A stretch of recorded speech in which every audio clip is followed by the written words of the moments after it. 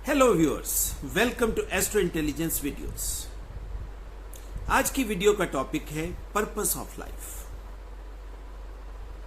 आज YouTube पे हजारों चैनल हैं और उन हजारों चैनल में आप हजारों वीडियोस रोजाना देखते हैं, मगर उन हजारों में 99.9% वीडियोस जो होती हैं वो फिजिकल एस्ट्रोलॉजी या मटेरियल एस्ट्रोलॉजी पे ही होती है।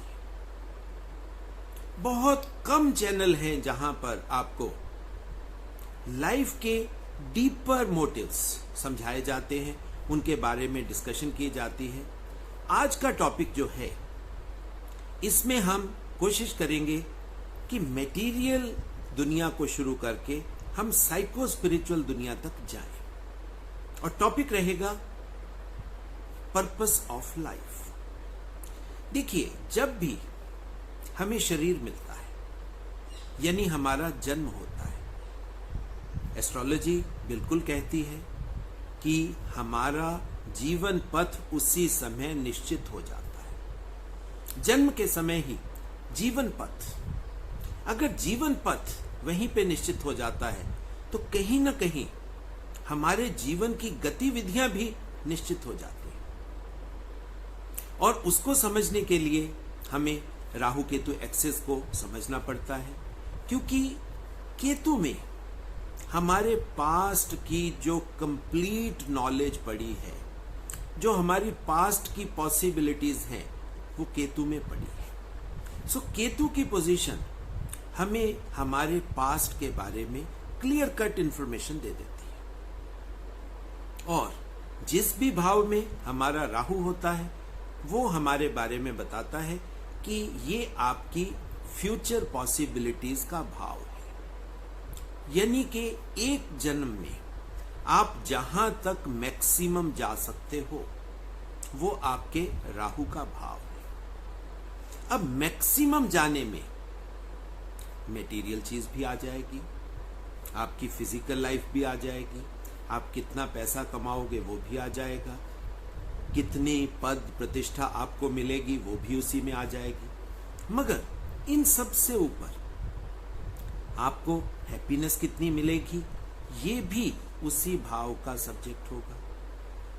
फिर हैप्पीनेस के साथ आपको कंटेंटमेंट, सेटिस्फेक्शन, और सबसे बड़ी बात, क्या आप इस जन्म में कुछ आध्यात्मिक लेवल पर या परमात्मा को पाने की इच्छा के लिए जो मोक्ष प्राप्ति की हम बातें करते हैं, उस दिशा में क्या कुछ प्रगति होगी।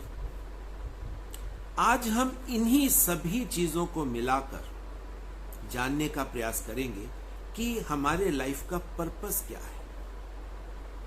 जैसा मैंने कहा, जन्म के समय ही हमारी जीवन की गतिविधियां निश्चित हो जाती हैं। अब जब निश्चित ही हो जाती हैं तो यहां पर यह क्वेश्चन उठता है, तो हम कर क्या सकते हैं। मगर देखिए, गतिविधियां निश्चित होना, उसका मतलब क्या है कि आपकी जो डायरेक्शन है वो आपकी निश्चित हो गई। आपको किस दिशा में जाना है ये आपका निश्चित हो गया। आपको मटेरियल रास्ते पे जाना है ये आपका निश्चित हो गया। आपको साइकोलॉजी के फ्रंट पर काम करना है ये आपका निश्चित हो गया। आपको साइको स्पिरिचुअल रास्ते पे जाना है ये आपका निश्चित हो गया। मगर इन सब को जानने के लिए हमारे पास जो रेडी रेकनर बुक्स हैं, जिनको हम शास्त्र बोलते हैं, सबसे पहले सबसे बड़ा जो शास्त्र है वो हमारे वेद है। वेद कहते हैं कि फिजिकल लेवल पर हमें कुछ भी अचीव नहीं करना, मटेरियल लेवल पर हमें कुछ भी अचीव नहीं करना, क्योंकि ये रिसोर्सेज आपके सॉफ्टवेयर में डाले हुए हैं। कोई भी इंसान भूखा नहीं सोता, कहीं न कहीं से उसकी रोटी का जुगाड़ हो जाता है। ये मैं हर जीव की बात कर रहा हूं। अब शास्त्र ये कहते हैं कि आपको जो डेवलपमेंट करनी है, जो आपका पर्पस है, वो पर्पस है कि आपको कर्म के माध्यम से आपको परमात्मा के रास्ते पे चलना है, उस मोक्ष प्राप्ति को। हालांकि मोक्ष वर्ड को मैं बहुत सी वीडियोस में बिल्कुल डिनाउंस करता हूं, वो मैं आज भी बोलता हूं, मगर कारण क्या है, हमारी भाषा की एक लिमिटेशन होती है और भाषा में जो शब्द होते हैं हमारे पास, हमें उनका इस्तेमाल करना पड़ता है। हालांकि एक्चुअल वर्ड मोक्ष का क्या है, मोक्ष का एक्चुअल वर्ड है एनलाइटनमेंट, कॉग्निशन। आत्मा को जो एक छोटा सा अंश है ये, उसको परमात्मा के बड़े अंश में, छोटी सी एक बूंद को उस समुद्र में मिल जाना है। कुछ आपको मिलने वाला नहीं है, आपको कोई परमात्मा नहीं मिलने वाला, आपको कोई स्वर्ग नहीं मिलने वाला, बस सिर्फ आपको अपने आप को उस बड़े ओशन में आपको मर्ज कर देना है। और उससे होगा क्या, आपको ये जो जीवन मरण का चक्कर है ये आपका खत्म हो जाएगा। इस समय ये जो कोविड या जो कोरोना वायरस डिजीज है, इसके माध्यम से हमें एक आइसोलेशन में रहना पड़ा, एक लॉकडाउन की स्थिति बनी और उसने सबको अपने अंदर झांकने पे मजबूर कर दिया। अब जब अंदर झांकने पे मजबूर कर दिया तो हम उन्हीं लाइफ की जो इंटरनल चीजें हैं उन्हीं को खोजने का प्रयास, उनको जानने का प्रयास करते हैं। सो जब हमें मटेरियल रास्ते पर कुछ भी मिलने वाला नहीं है, वो क्या है, वो सिर्फ कर्मों का खेल है। आप एक जन्म में आते हो, कुछ स्पेशल कर्म करते हो, थोड़ा बहुत मटेरियल रास्ते पर अचीव कर लेते हो, आपको लगता है कि हमारी लाइफ कंफर्टेबल होगी, मगर जब तक किसी की लाइफ में खुशी, कंटेंटमेंट, सेटिस्फेक्शन, स्पिरिचुअल ग्रोथ ही नहीं आई, तब तक जीवन का कोई बहुत ज्यादा मायना नहीं।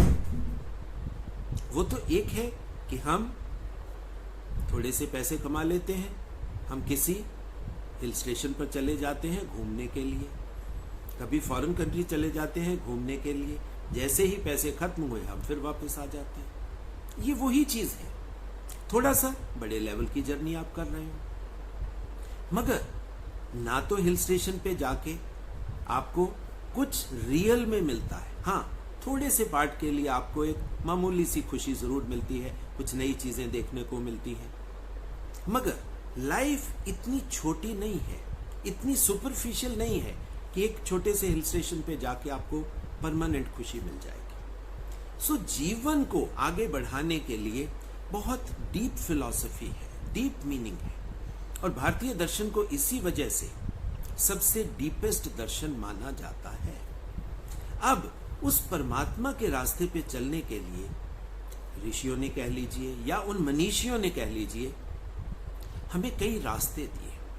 सबसे पहला रास्ता जो वेदों के माध्यम से हमें पता लगा वो था कि हमें कर्म करना है। ये जो शरीर रूपी हमें एक मशीन दी गई है, ये कर्म करने के लिए दी गई है, और कर्म करते करते हम अपने कर्मों के माध्यम से ही जो एक्सपीरियंसेस हमें मिलेंगे वो एक्सपीरियंसेस हम इकट्ठे करते जाएंगे, और उन्हीं एक्सपीरियंसेस के माध्यम से जो नॉलेज हमारे पास आएगी वो हमारी डेवलपमेंट का बेस बनेगी। एक रास्ता ऋषियों ने दिया कर्म का रास्ता, दूसरा रास्ता उन्होंने दिया भक्ति का रास्ता। अब भक्ति का रास्ता, आप परमात्मा की स्तुति करते हो, परमात्मा की वर्शिप करते हो, रस मिलता है और अंदरूनी आपको शांति भी मिलती है। सो दूसरा रास्ता हुआ भक्ति का रास्ता। अब तीसरा रास्ता भी है यहां पर, और वो है साधना का रास्ता। देखिए, अब ये योग भी है, भक्ति योग है, कर्म योग है, ज्ञान योग है। अब ज्ञान का भी रास्ता है, अब ज्ञान के माध्यम से भी आप आगे जा सकते हो। अब ये रास्ते हैं, मगर ये कंप्लीशन नहीं है। भक्ति का, ज्ञान का, कर्म का, ये रास्ते हैं, और वेदों में बोला गया साधना का रास्ता सबसे कठिन रास्ता है। अब इसमें कौन छोटा है कौन बड़ा है ये डिबेट की बात हो जाती है, मगर इस कभी भी कोई ऐसा डिबेट हो, डिबेट में से निकलता कुछ नहीं है। हर रास्ते की अपनी प्रॉज एंड कॉन्स है, अब सबसे जो इजी रास्ता हमें मिला है वो है कर्म का रास्ता। कर्म हमारे नेचुरल इनबॉर्न चीज है। जब हमें जन्म मिलता है तो शरीर के जो सॉफ्टवेयर हमारे साथ आत्मा के साथ जुड़ता है, जिसको हम मन कहते हैं, मन के सॉफ्टवेयर में कर्म आपके निहित हो जाते हैं। इसी तरह ज्ञान भी आपका निहित हो जाता है और कर्म भी आपका निहित हो गया, आपका ज्ञान भी आपका निहित हो गया। तो अब रास्ता तो आपको एक ही मिलेगा, दोनों रास्ते नहीं मिलते। किसी को भक्ति का रास्ता मिल रहा है, किसी को कर्म का रास्ता मिल रहा है, किसी को ज्ञान का रास्ता मिल रहा है। और जो ये कहा जाता है, ऋषियों ने बोला, यत पिंडे तत् ब्रह्मांडे, जो आपके अंदर है आपको वही चीज बाहर दिखाई देगी, वही एनवायरनमेंट आपको मिलेगा, या जो एनवायरनमेंट बाहर है वही एनवायरनमेंट आपको मिलेगा। इसको हम कैसे समझ सकते हैं? अगर आपके मन के अंदर कर्म योग प्रधान है तो आपको बाहर भी वैसी ही ऊर्जाएं, वैसी ही एनर्जीज मिलने वाली है। अगर आपके अंदर भक्ति योग स्ट्रांग है तो आपको बाहर वैसे ही लोगों का एनवायरनमेंट मिलेगा जहां भक्ति का एक सिस्टम होगा। और इसी तरह ज्ञान का अगर आपका एनवायरनमेंट स्ट्रांग है, आपका सॉफ्टवेयर अंदर से बहुत स्ट्रांग है, तो आपको वैसे ही लोगों का सत्संग मिलने वाला है। अब ये रास्ते हैं, ना कोई छोटा है ना कोई बड़ा है। हर आत्मा को एक पाथ चूज करना है और कहीं ना कहीं पाथ तो केतु ने आपका निश्चित किया हुआ है। मगर अब हम आज की वीडियो में इस गहन टॉपिक पर थोड़ी सी डिस्कशन जरूर करेंगे, कि समझने का प्रयास करेंगे कि कैसे चलना कैसे है। अब आप देखिए, हमारे पास दो ही चीजें हैं जो हमें जन्म के समय मिली, एक हमारी आत्मा और एक हमारा मन। मन में भी आत्मा की ही ज्योति है, यानी मून में सन का ही प्रकाश है। बाहर से देखने में ये दो अलग अलग एंटिटीज लगती हैं, मगर है तो ये एक दूसरे के पूरक, एक दूसरे के कॉम्प्लीमेंट्री है। हालांकि दोनों का काम करने का तरीका डिफरेंट है, दोनों का टाइम जोन डिफरेंट है। एक डे का प्रतीक है, एक नाइट का प्रतीक है। एक में फायरी एनर्जी है, एक में बहुत ठंडी कूलिंग एनर्जी है। दोनों की काम करने के तरीके में एंटायरली डिफरेंट, मतलब अगर जोन देखेंगे तो एंटायरली डिफरेंट है। मगर कुछ चीजें दोनों की कॉमन है, और वो आप भी हंसोगे कि सर आप कैसी कैसी बातें बीच में से खोज लाते हो। और वो क्या है, अब आपको मैं मजेदार बात बताता हूं। आप सूर्य की लाइफ को पढ़िए। जब आप सूर्य की लाइफ को पढ़ेंगे तो आपको एक इंटरेस्टिंग फीचर मिलेगा। ये फीचर है स्पेशली शनि के बारे में। अब शनि सूर्य का ही बेटा है, मगर शनि का जन्म भी कहीं ना कहीं नॉर्मल हिसाब किताब से उसका जन्म नहीं हुआ। जब संध्या अपनी साधना के लिए जाती है तो वो अपने प्रोटोटाइप के रूप में अपनी छाया को छोड़ जाती है और कह के जाती है कि तुम्हें सिर्फ कर्म करना है, इसके आगे वो जो लाइन ऑफ डिसिप्लिन है वो तुमने क्रॉस नहीं करनी। ना तुम्हें प्यार में जाना है, ना तुम्हें सेक्सुअल चीजों में जाना है, मगर फिर भी सब कुछ होता है। और कहीं ना कहीं सूर्य का छाया के साथ रिलेशन बनाना और उसके माध्यम से शनि का पैदा होना, इसको हम तर्क संगत या न्याय संगत तो कह ही नहीं सकते। और फिर छाया का चले जाना, वो भी न्याय संगत नहीं है। मगर अब आप देखिए, शनि की उत्पत्ति इस तरह के एनवायरनमेंट में हुई जहां पर मिसट्रस्ट है। आप कहोगे प्यार है, मगर प्यार की बजाय अगर हम कहेंगे यहां पर लस्ट है। फिर फेथ भी नहीं है। हर इंसान अपने तरीके से अपने कर्म जोन को निर्धारित करता हुआ दिखता है। ये है हमारे सूर्य से पैदा हुए शनि की बात। अब आप दूसरी चीज पे आ जाइए, जो हमारा दूसरा सबसे बड़ा रिसोर्स है। दूसरा सबसे बड़ा रिसोर्स है हमारा मन। अब मन चंद्रमा है, सबसे खूबसूरत प्लेनेट है। हर कन्या उसके ऊपर मरती है और वो भी हर कन्या के ऊपर मरता है। अपनी बीवी के होते हुए भी 27 के 27 नक्षत्रों के पास जाता है। 27 नक्षत्रों पे भी उसका मन नहीं भरता। फिर देवगुरु जुपिटर की पत्नी तारा, उस पे भी। अब आप देखो, बाहर से देखने में, क्योंकि ये जो मैं बातें कर रहा हूं ये मैं मेटीरियल वर्ल्ड की बातें कर रहा हूं। मेटीरियल वर्ल्ड में जब आप ऐसी चीजों को देखते हो तो आपको ये लगता है कि ये कुछ अच्छा नहीं है। अब चंद्रमा और तारा के संयोग से जो बच्चा पैदा होता है वो मरकरी है, आपकी बुद्धि है। अब बुद्धि का जन्म भी आप देखो एक इलिसिट रिलेशन है। शनि का जन्म भी अच्छे एनवायरनमेंट में नहीं है, आपकी बुद्धि का जन्म भी अच्छे एनवायरनमेंट में नहीं है। और ये आपके दो मेजर रिसोर्स हैं, क्योंकि ये सबसे बड़ी जेनेटिक लीनिएज है हमारी, आत्मा की लीनिएज है शनि। आपका, कुछ लोग इसको अंतर्मन कह देते हैं, मैं इसको अंतःकरण कहता हूं। शनि आपका अंतःकरण है, आपकी आत्मा का बेटा है, और मन का बेटा आपकी बुद्धि है। और जो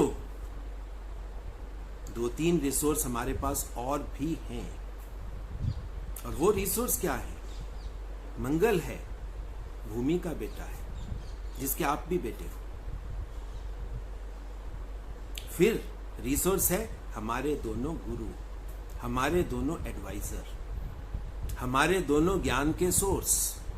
अब आप देखिए, ये जो तीनों मार्ग थे, भक्ति का मार्ग, ज्ञान का मार्ग और कर्म का मार्ग, ये इन्हीं के गेम से बना गेम है ये। अब इस गेम को अगर आप समझने का प्रयास करोगे, अगर आप आत्मा के रास्ते पे जा रहे हो, आत्मा की लीनिएज में जा रहे हो, तो आप शनि का रास्ता पकड़ोगे। शनि का रास्ता है कर्म का रास्ता, और कर्म के रास्ते जाते जाते आप कब साधना पे चले जाते हो आपको पता ही नहीं चलता। पुष्य नक्षत्र से हम अनुराधा नक्षत्र की जर्नी, और अनुराधा के बाद भाद्रपद की जर्नी जब करते हैं, आप मेरी बातों को समझ सकते हो कि ये जर्नी कैसे हो जाती है, कैसे कर्म साधना की तरफ ले जाता है आपको। फिर और आगे चलते हैं। अगर हम दूसरे सोर्स की बात करते हैं, जिसमें ज्ञान योग है, ज्ञान की बात है। अब ज्ञान का संबंध तो जुपिटर से है, उस डिवाइन कॉन्स्टिट्यूशन की नॉलेज से है। अब डिवाइन कॉन्स्टिट्यूशन की नॉलेज में भी, अब आप देखिए, वो नॉलेज मिलेगी आपको कहां से? क्योंकि उसके लिए आपको मन का रास्ता, मन के रास्ते बुद्धि का रास्ता पकड़ना पड़ेगा, क्योंकि ज्ञान अर्जित करना पड़ता है। जब ज्ञान को आप अर्जित करते हो तो हम मन के रास्ते चल रहे हैं, मन के थ्रू बुद्धि, बुद्धि के थ्रू हम ज्ञान का रास्ता पकड़ते हैं। और बुद्धि को जब हम ज्ञान को अर्जित करना शुरू करते हैं तो हम ज्ञानवान हो जाते हैं। 3 के सामने 9, 6 के सामने 12, क्योंकि बुद्धि को मैच्योर होके जुपिटर ही तो बनना है।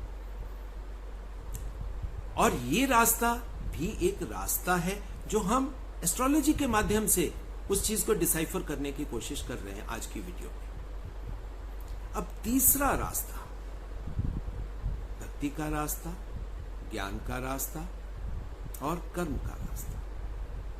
अब देखिए, ज्ञान और भक्ति, अब ये कहीं ना कहीं एक दूसरे के बीच में मर्ज होती हुई दिखाई दे रहे हैं, मगर नहीं, यहीं पर गलती है जो हम ये सोचते हैं कि ये दोनों एक ही रास्ते हैं। बिल्कुल नहीं है। ज्ञान का रास्ता आपके जुपिटर का रास्ता है, मगर जो भक्ति का रास्ता है ये आपके वीनस का रास्ता है।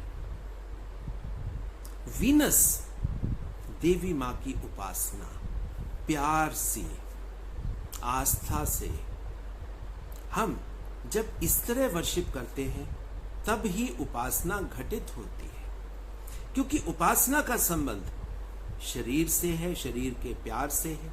तभी तो ये जो चीज है इसी में तंत्र मंत्र दोनों आ जाएंगे, क्योंकि शरीर का इस्तेमाल होगा। और तंत्र, जो लोग तंत्र को समझते हैं या समझने का प्रयास करते हैं उनको ये पता है कि तंत्र हमारे शरीर से संबंध रखता है, क्योंकि शरीर हमारा एक टूल है उस साधना को लेने के लिए। और साधना हमेशा सिद्धियों की इच्छा रख के होती है, यानी कि हम साधना करते हैं कुछ ना कुछ अचीव करने के लिए। और ये जो अचीव करने की बात है, ये शुक्र की बात है, ये वीनस की बात है। और कहीं पे हम, अब आप देखिए, भक्ति योग में हम कुछ भी अचीव करने की कोशिश नहीं करते। भक्ति करते करते जो चीजें हमारे पास आती हैं हम उनको क्या करना शुरू कर देते हैं, देना शुरू कर देते हैं, बांटना शुरू कर देते हैं, जिसको हम कहते हैं चैरिटी कर दी, एक्सपेंड कर दिया, दे दिया। मगर साधना में हम चीजों को अर्जित करते हैं, इकट्ठा करते हैं। और कहीं ना कहीं साधना का रास्ता जो है, ये सिद्धियों वाली साधना की मैं बात कर रहा हूं, ये शुक्र का रास्ता है। और इसका संबंध भी मन का ही है, क्योंकि मन के बिना उस तरह की उपासना, उस तरह की हम वर्शिप कर ही नहीं सकते। इसी वजह से ऋषियों ने वीनस और चंद्रमा को इकट्ठा कर दिया सेकंड हाउस में, उसके ऑपोजिट हाउस में मन को तो डेबिलिटेट कर दिया, मगर वो हमारा 8वां भाव, हमारे 7वें भाव का गेन का हाउस बना दिया कि चाहे आप जिस मर्जी रास्ते से चल लो, आपको वो चीज की प्राप्ति हो सकती है। चाहे हम शारीरिक चीजों की प्राप्ति कर लें, चाहे उन मानसिक इच्छाओं के थ्रू जो सिद्धियां हमें मिल सकती हैं हम उनकी प्राप्ति कर लें। अब आप देखिए, ये रास्ते एक दूसरे के गडमड हो गए। भक्ति योग, ज्ञान योग, मगर साधना सिद्धियों की थी। अब बात रह गई भक्ति योग की। भक्ति को भी अगर हम देखने का प्रयास करेंगे, वो इनका मिक्सचर ही है। कुछ लोग उसको भक्ति कह लेंगे, कुछ लोग उसको साधना कह लेंगे, है ये उसका मिक्सचर। मगर हमारे जो ऋषि थे, मेरे हिसाब से उन्होंने हमारे एस्ट्रोलॉजी को सबसे एडवांस्ड शास्त्र के रूप में देखा। इसके थ्रू हमें बहुत सी ऐसी चीजें समझाने का प्रयास किया जो मेरे को लगता है कि शायद आज तक लोगों से छूटी हुई थी, लोग समझ नहीं पा रहे थे। और वो है एक्वेरियस, कुंभ। अब आप देखिए, आप कैसे चीजों को ले रहे हैं। शुक्र का संबंध आपके 2-7 से है, जुपिटर का संबंध आपका 9 और 12 से है। आप देखिए, और शनि का संबंध आपका 10 और 11 से है। ये ब्लेंडिंग है, बीच में घुस रहे हैं एक दूसरे के। मगर वीनस का संबंध आपके 12 से भी है। वीनस का संबंध 12 से भी है। ये एक दूसरे में मिक्सअप है।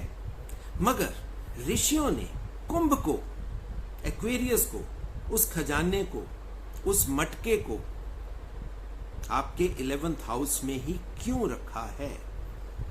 तो कहीं ना कहीं ऋषि हमें समझाने की कोशिश कर रहे हैं कि राहु यहां पर को लॉर्ड है। क्या आपको वैसे समझ नहीं आएंगी बातें? आपको राहु के माध्यम से समझना है कि राहु को उन्होंने कह दिया कि राहु तो माया है, मगर यह भी बोल दिया कि राहु भगवान शिव की लीनिएज से अमृत तक पहुंचाने की क्षमता रखने वाला प्लेनेट है। और साथ ही में बोल दिया कि यह माया भी है। बहुत से लोग इसको ऐसे समझेंगे मेरी बात को कि शायद मैं ये बात कर रहा हूं कि कर्म योग, भक्ति योग, ज्ञान योग, साधना, ये सब माया है। दोस्तों ऐसा नहीं है, ना ही मैंने ऐसी बात बोली है, मगर एक चीज जरूर है, ओवरऑल पूरा जीवन एक माया है। और जब हम भक्ति से परे जाते हैं, ज्ञान से परे जाते हैं, कर्म से परे जाते हैं, क्योंकि जब वो एनलाइटनमेंट का क्षण आता है, जब हम कहते हैं कि अंदर का बल्ब आपका जल गया, आपके अंदर लाइट आ गई, तब आपको यह समझ आता है कि वो तो माया थी। कर्म से भी हमें कोई बहुत ज्यादा अर्जित नहीं हो रहा, क्योंकि जब हम साधना में जाते, क्योंकि शनि का संबंध साधना से है, तप से है, जब हम उस तरह के तप में, साधना में जाते हैं, तो हमें समझ में आता है कि भक्ति भी कोई बहुत ज्यादा आगे नहीं जा रही, ज्ञान भी कोई बहुत ज्यादा आगे नहीं जा रहा। जितने वो मनीषी हैं जिसको हम एनलाइटेंड सोल्स कहते हैं, बुद्ध पुरुष कहते हैं, उन्होंने सबने कहा कि आपको कर्म को भी छोड़ना है, आपको ज्ञान को भी छोड़ना है, आपको उपासना को भी छोड़ना है, आपको साधना को भी छोड़ना है, और फिर आपको उस स्थित प्रज्ञ हो जाना है, वो वाली प्रज्ञा जहां पे इटर्नल नॉलेज है, वो जो नॉलेज का कुंभ है, आपको वहां पे स्थित हो जाना है, जहां पे कोई इच्छा, कोई कामना, कोई वासना नहीं रहती। अब आप देखिए, हमारी एस्ट्रोलॉजी कितनी कंप्लीट साइंस ऋषियों ने बनाई। इसी वजह से उन्होंने खजाना, अमृत का जो कुंभ है, उसे आपके 11वें भाव में ही रखा। और 11वां भाव आप समझ सकते हो, शुक्र के भी बाद है, ज्ञान के भी बाद है, यानी जुपिटर के भी बाद है, और शनि के कर्म भाव के भी बाद है। और फिर जब इन सब से हम पार चले जाएंगे, पार जाने का मतलब ये नहीं है कि हम रिनंशिएट कर गए, संन्यास ले लिया, नहीं, पार चले गए। हमने अपने जीवन में जो जो भी हम कार्मिक चीजें कर सकते थे, ज्ञान अर्जित कर सकते थे, साधनाएं कर सकते थे, उन सब के हमें पार चले जाना है। यानी कि वो तो हमारी हो गई, अब उसके पार आगे क्या है? उसके पार ही वो कुंभ है, उसके पार ही वो खजाना है, और वो खजाना राहु की माया को समझने के बाद ही आपको प्राप्त होने वाला है। तो जो मैंने वीडियो की शुरुआत में कही कि आपका जीवन पथ कहीं ना कहीं आपके शुरू से ही निश्चित हो जाता है, क्योंकि केतु राहु का ही तो अंग है, केतु ही तो आपकी दिशा को तय कर रहा है। सो आपके चार्ट में जहां भी केतु और राहु की प्लेसमेंट है, वो आपके चार्ट की बहुत इंपॉर्टेंट चीज है। और फिर राहु केतु की प्लेसमेंट नवमांश में, जो लोग यहीं से पूरा सही से नहीं देख सकते, उनको नवमांश में उस चीज को आप डीपली देखिए, उसको समझने का प्रयास करिए कि ये आपकी एनर्जी कहां जा रही है। और जो लोग और आगे इसको देखना चाहते हैं, अपने राहु केतु के एनर्जी एक्सिस को आप अपने षष्ठ्यांश D60 में देखिए, तब आपको आपकी लाइफ एनर्जी की जो गति है वो आपको समझ में आएगी कि हमारी लाइफ एनर्जी की गति क्या है। और इसी के बीच में हमारे लाइफ का शुरू से लेकर एंड। अब यहां पर दोबारा से फिर वही बात आ जाती है कि चाहे ये सब कुछ राहु केतु के माध्यम से हो रहा है, मगर जीवन आपका एक फिक्स टाइम जोन में है। सूर्य से शुरू होगा, शनि पे समाप्त हो जाएगा, क्योंकि हमारा टाइम जोन फिक्स है। वो कर्म वाला शनि नहीं है, वो आपके काल का शनि है, आपके टाइम जोन का है। जब आपका टाइम जोन समाप्त हो गया तो आपकी डेथ आनी है। मगर आपकी डेथ एक इवेंट बन जाए, एक ऐसी घटना बन जाए कि जो आपके जीवन के लिए आगे जाने का रास्ता दे दे, या वहीं से आपके जीवन मरण का चक्कर ही खत्म हो जाए। अब ये आपके हाथ में है, आप इन चीजों को कैसे देखते हो। सो दर्शकों, ये थोड़े से टिप्स थे जो मैंने एस्ट्रोलॉजी के माध्यम से इन सभी चीजों को ब्लेंड करने की कोशिश की है। बहुत सी चीजों के आंसर्स इन्हीं में पड़े हैं। अगर आप इस वीडियो को कई बार, जो लोग इस यात्रा पे चलते हैं, जो डीप चीजों के क्वेश्चंस खोजना चाहते हैं, यहां पे आपको बहुत कुछ मिलेगा, समझ में आएगा कि जर्नी क्या है, जर्नी कैसे जाती है आगे। मैं भी आपकी तरह ही इसी रास्ते पे चलने वाला एक मामूली सा यात्री ही हूं। ज्ञान कोई ऐसी चीज नहीं है, सबके पास वैसे ही आता है, सिर्फ ये जर्नी का एक पार्ट है। आप जर्नी के किस पार्ट में हो, वहां पे आपके पास कितना ज्ञान हो सकता है, ये उस जर्नी के पार्ट की बात है। यहां पर कोई प्राउड नहीं होता। बहुत से लोग जब शुरुआत करते हैं ऐसी जर्नीज की, उनको लगने लग जाता है कि हम पता नहीं कितने बड़े गुरु बन गए, कितने बड़े आचार्य बन गए, मगर ऐसा कभी भी नहीं है। नानक ने कभी अपने आप को ऐसे नहीं बोला, बुद्ध ने कभी अपने आप को ऐसे नहीं बोला, और ये लोग कभी बोलेंगे भी नहीं। सो मेरी यहां पर आप सबसे निवेदन है कि एक तो आप ये उपाधियों के चक्कर से बाहर आ जाइए। कोई गुरु नहीं होता, कोई कुछ नहीं होता, आप ही अपने गुरु बनोगे। अहम ब्रह्मास्मि, आपको ही जानना है। और किसी के जानने से, अगर मेरे को थोड़ी बहुत समझ आई तो मेरे जानने से आपके रास्ते में हेल्प हो सकती है, मगर मेरे बताने से आपकी जर्नी में अगर आप ये सोचोगे कि आपकी जर्नी एकदम से वो एक्वेरियस तक पहुंच जाएगी, वो नहीं होने वाला। वो रास्ता आपको ही लेना है, क्योंकि हो सकता है कि आपका रास्ता शनि का हो, आपका रास्ता जुपिटर का हो, आपका रास्ता वीनस का हो, बुरा कोई भी नहीं। परमात्मा ने जो ये दुनिया बनाई है उसमें कोई भी रास्ता बुरा नहीं है। इवन रास्ता तो राहु का भी बुरा नहीं है। अब यही मैं हंस के बात कर रहा हूं, मिस्टीरियस बात है। रास्ता राहु का भी बुरा नहीं है, स्वर्भानी को भी अमृत मिल जाता है। सो अब ये आपको चूज करना है, ये फ्री विल की गेम है आपकी, कि आपको जीवन को कैसे चलाना है, आपका पर्पस ऑफ लाइफ क्या है। एस्ट्रोलॉजी इस चीज के लिए आपका बहुत ही खूबसूरत सा टूल है।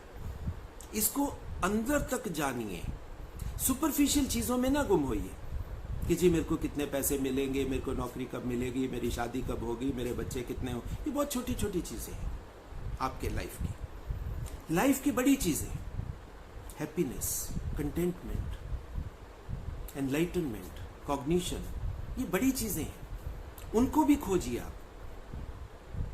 और अगर आप मटेरियल से लेकर साइको स्पिरिचुअल ये पूरा ब्लेंड आप कर लोगे तो आप अपने जीवन को एक हॉलिस्टिक तरीके से समझ पाओगे। सो दर्शकों, ये था मेरा एक छोटा सा प्रयास, जिसके माध्यम से मैंने लाइफ के कुछ डीप फिलॉसफी को एस्ट्रोलॉजी के माध्यम से ब्लेंड करके आपको समझाने का प्रयास किया।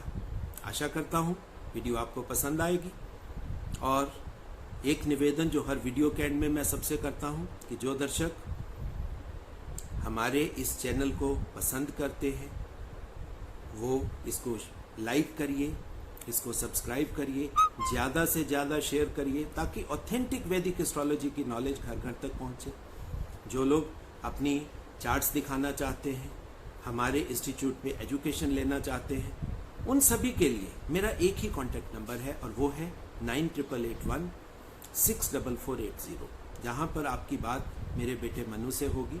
उसके माध्यम से आप मेरे से संपर्क स्थापित कर सकते हो, किसी भी टॉपिक पर आप मेरे से वार्तालाप कर सकते हो। हाँ, यहाँ पर एक चीज़ दर्शकों मैं आपसे थोड़ा सा निवेदन करना चाहूँगा कि टाइम की कई बार कमी होती है, हम सबको अकोमोडेट उसी टाइम नहीं कर पाते। सो आप थोड़ा सा पेशेंस रखिए।